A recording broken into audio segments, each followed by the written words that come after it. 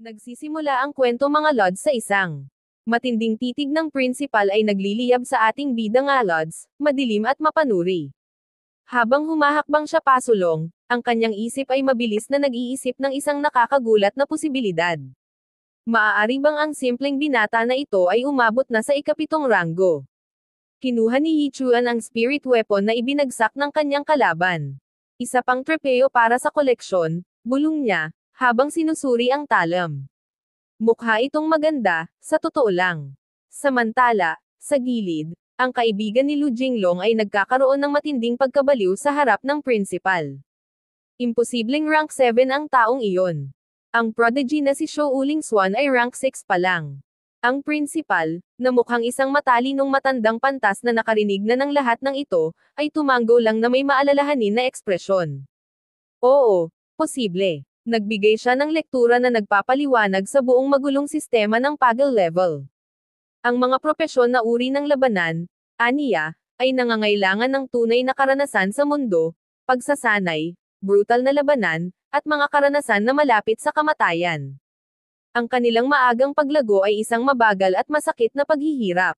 Ngunit kapag sila ay gumaling, ang kanilang pag-unlad ay mabilis na tumataas. Ang mga propesyon na uri ng buhay, sa kabilang banda, ay nakakakuha ng mga cheat code ng maaga. Ang mga alchemist, gumagawa lang sila ng mga potion. Ang mga panday ng armas, nagpapalo lang sila ng metal. At si Yichuan, ang magbababoy, kailangan lang niyang patuloy na magkatay ng mga baboy.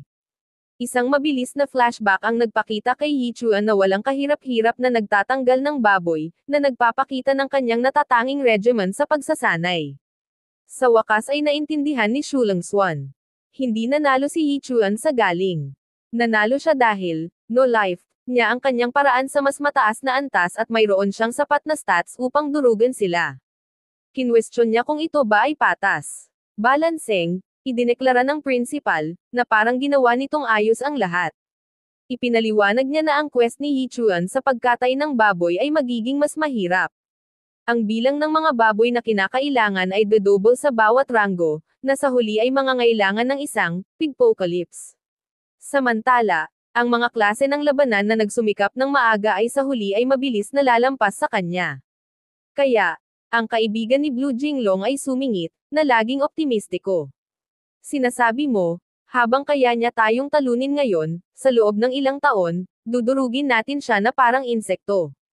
Umungol ang principal sa pagsang-ayon, bagaman mukha siyang medyo nababahala sa brutal na katapatan. Matapos marinig ang buong landas ng kanyang karera na buod at pagkatapos ay binaliwala, bawat isa ay tila tinanggap ito ng mahinahon. Tumalikod siya upang umalis na may casual na kaway. Kung wala ng iba, mayroon akong mga baboy na kakatayin mamaya. Ngunit habang papalabas na siya, humakbang si Suling Swan, na tinitingnan siya na may halong awa at paghamak. Bakit mo ba ginagawa ang lahat ng ito? Ang lahat ba ng pagsisikap na ito ay isang malungkot na pagtatangka upang magpakitang gilas para sa akin? Pagkatapos ay ibinagsak niya ang kanyang bomba. Tinanggap siya sa prestihiyosong Taining Academy. Magkaiba na sila ng mundo ngayon. Nakatitig lang si Ai-chan, ang kanyang mukha ay isang perpektong blankong slate. Wow! Talagang mahal niya ang tunog ng sarili niyang boses, marahil ay naisip niya. Sa wakas ay nawala ang pasensya ni Sayanin. Titigil ba kayo? Sumabog siya, na humakbang sa pagitan ng bawat isa at ng kanyang mga akasador na parang isang galit na harang. Tinutulungan mo akong hanapin ang Blood Moon Flower. Ang pagkakasalubong sa inyo ay aming napakalas na malas. Ipinatong niya ang kanyang mga kamay sa kanyang balakang, ang kanyang titig ay lumibot sa buong mapanghusgang grupo ng akademya. Kaya, anong uri ng delusyonal na dramatikong kalokohan ang ginagawa ninyo sa inyong mga ulo? Ang plus-size na babae mula sa akademya ay ngumisi, ang kanyang boses ay nagpapahiwatig ng kunwaring pagtataka. Sumigaw siya na may nagpapahalaga pala sa mga scumbags na itinapon ni Sulindian. Masiglang sumingit ang kaibigan ni Lu Jinglong, na tumatango. Sumang-ayon siya, na nagsasaad na si Yichuan ay walang ibang kasanayan, ngunit tiyak na magaling siyang pumulot ng mga babae. Ngumisi siya, na tinitingnan sila, at sinabi na nakahanap si Yichuan ng bago ng napakabilis. Isang aso, isang tugma na ginawa sa langit. Opisyal na nawala ang pasensya ni Seanin. Naghagis siya ng isang galit na suntok na nagpakawala ng shockwave ng enerhiya. Ito ay isang pagsabog na walang pinipili na tumama hindi lamang sa dalawang maingay kundi sa buong grupo ng akademya kasama ang isang napakagulong Shulang Swan at ang lubos na naguguluhan na principal. Ang principal ay natamba pabalik na may maliwanag na pulang bakas ng kamay sa kanyang pisngi. Bakit ako kasama dito? Matapang na nakatayo si Zaninan sa tabi ng stoat na si Ichan na nakakuyong pa rin ang mga kamao. Si Suling na hawak ang kanyang namamagang pisngi ay nakatingin lang na may lubos na pagkabigla. Ang kanyang galit ay nagliyab, isang nagyayelong asul na aura ng kanyang Snow Soul Sword Immortal Power ang nagliyab sa paligid niya. Hinugot niya ang kanyang espada, na nagtatanong kung paano siya naglakas loob na saktan siya, at kung naghahanap siya ng kamatayan. Habang naghahanda si Suling Swan na sumugod, hindi man lang kumurap si Shananan. Sa halip, kalmado niyang itinaas ang protective amulet ng kanyang pamilya. Ang pagkakita sa amulet ay parang isang freeze spell, na agad na nagpatigil sa lahat. Hindi ito laban. Ito ay isang pagkakamali na magtatapos sa karera. Agad siyang kumilos, hinawakan ang braso ng espada ni Suling at sumigaw na huminto siya. Agad niyang ipinaliwanag sa kanya at sa lahat na kinikilala na niya ngayon ang babae bilang ang batang miss ng makapangyarihang pamilya si. Ang kanyang buong kilos ay nagbago ng 180 degrees, mula sa commanding authority tungo sa desperadong pagiging palakaibigan. Bumaling siya kay Shunnan na may apologetic, halos mapagpakumbabang ekspresyon at tinanong kung ano ang ginagawa niya doon sa kanilang simpleng rehiyon. Walang pakialam si Sannan sa kanyang maliit na usapan. Binaliwala niya ang kanyang tanong na may kaway, na nagsasaad ng direkta na maaari siyang pumunta kahit saan niya gusto. Pagkatapos ay agad niyang binaligtad ang sitwasyon, na pinapuna ang principal sa mahinang kalidad at masamang asal ng kanyang mga estudyante. Ang principal ay nakayuko lang sa paghingi ng tawad, na agad na sumang-ayon na ito ay kanyang pagkakamali at nangakong didisiplinahin silang lahat ng husto kapag bumalik sila sa akademya. Ngunit hindi pa tapos si Sannan. Itinuro niya ang isang akusatoryong daliri direkta kay Sulingguan at hiniling na ay patawad ng principal si Ikwan. Ang kahilingan ay nagpabigla kay Suling. Ang kanyang isip ay naguguluhan sa pagkaunawa na ang bastos na babae na ito ay anak ng maalamat na si Sia Bahay. Hindi niya maintindihan kung bakit ang isang tao na may napakataas na status ay makikasama sa isang tulad ni Ikwan. Ang principal, na desperado na iwasan ang pag-offend sa pamilya Xiao, ay mahigpit na inutusan si Suling na humingi ng tawad kaagad. Na-corner at lubos na napahiya, nag-alok si Suling ng isang nag-aatubili, halos hindi marinig na paghingi ng tawad kay Yichuan, ang kanyang mga mata ay nakatitig sa lupa. Sa loob, gayunpaman, ang kanyang mukha ay isang maskara ng purong galit. Tahimik siyang nanumpa na magbabayad ang pamilya Sia para sa insultong ito. Matapos ang sapat na drama, sinabi ni Yichuan kay Shannon at Simpleng, "Tara na." Habang sila ay tumalikod upang umalis, ang natalong si Lu Jinglong, na nakakuyong pa rin sa lupa, ay sumigaw na huminto sila. Hiniling niya na ibalik ni Yichuan ang kanyang spirit weapon. Si Yichuan, na may nakaw na espada na nakasabit pa rin sa kanyang likod, ay sumulyap sa kanyang balikat na may mayabang na ngisi.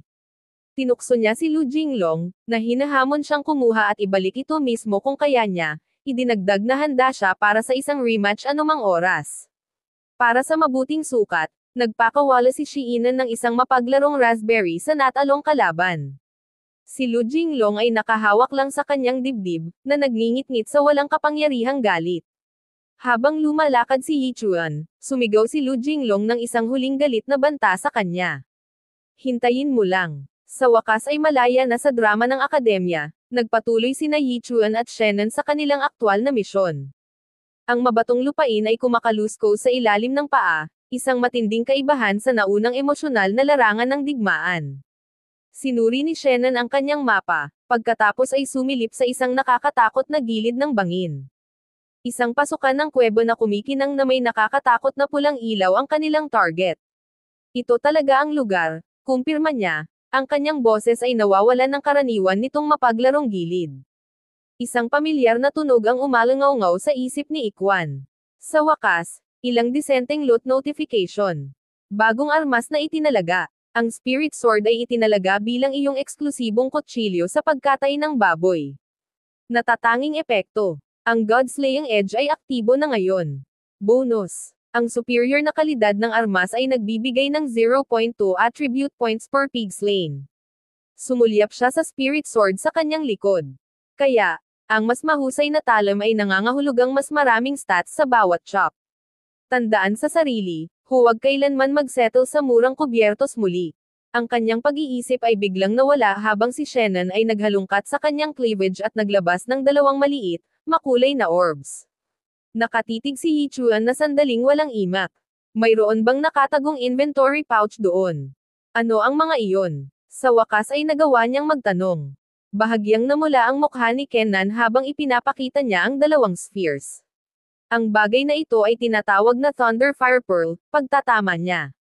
Kung ang isang Ascension Realm expert ay mahuli ng hindi handa, ang isang pagsabog mula dito ay sapat na upang saktan sila ng husto.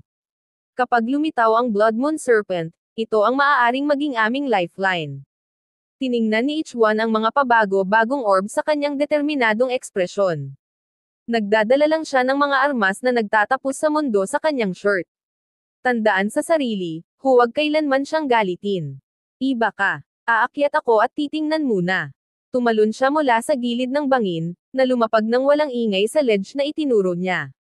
Sa harap niya ay isang nakamamanghang tanawin, isang patch ng nakamamanghang, kumikinang na pulang bulaklak na nagbibigay ng ethereal na glow sa nakapaligid na bato. Mula sa kanyang vantage point sa kabila ng agwat, ang boses ni Xianan ay malinaw at nasasabik kahit mula sa malayo. Totoo sila, bulong niya, ang kanyang kagalakan ay umalangaw-ngaw sa mga pader ng kanyan. At hindi lang sila Blood Moon Flowers. Ito ang napakabihirang Blood Crystal Twin Flowers. Ito ay hindi kapani-pani walang swerte. Ngunit ang kanyang pagdiriwang ay biglang natigil. Isang bigla ang primal na katahimikan ang bumalot sa bangin. Mula sa pinakamalalim na anino ng kuwebo sa likod ni Ikwan, isang napakalaking ulo na may kaliskis ang nagsimulang lumabas. Dalawang kumikinang na pulang mata, na parang nagbabagang uling, ang bumukas at nakatitig direkta sa bulaklak sa bawat kamay. Nakatayo si Ichwan na nakaugat sa lugar, lubos na nabigla sa bigla ang paglitaw ng napakalaking nilalang. Ito ang Blood Moon Great Python. Ngunit sa pamamagitan ng natatanging, propesyon na skewed lens ni Ichwan, ang nakakatakot na ulo ng ahas ay sumailalim sa isang kakaibang pagbabago. Nakatitig na siya ngayon sa isang halimaw na may ulo ng isang higanteng demonyong baboy. Ngunit nanatiling hindi nababahala si Yichuan. Sumulyap siya mula sa bulaklak sa kanyang kamay pabalik sa napakalaking hayop at may tono ng purong casual na inis ay nagtanong, ano ang tinitingnan mo? Hindi pa nakakita ng bulaklak. At dito nagtatapos ang chapter mga lods. Huwag mong kalimutan mag-like, share at mag-subscribe sa YouTube channel ko mga lods. Salamat.